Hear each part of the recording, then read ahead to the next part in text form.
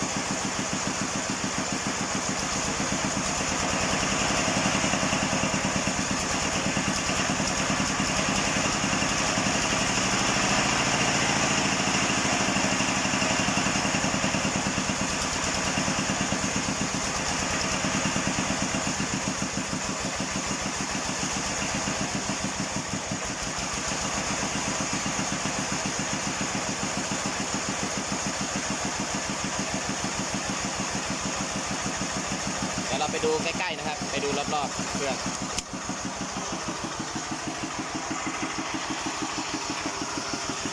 เดินเบาดิ้งมากนะครับเดิมบางนะครับสีเดิมเนี่ยเกียร์ยังเดิมอยู่เลยครับรถไม่ค่อยได้ใช้งานนะครับจอดในโกดัง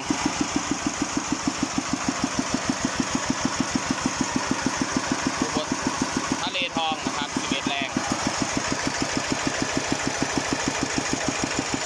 ที่11นะครับ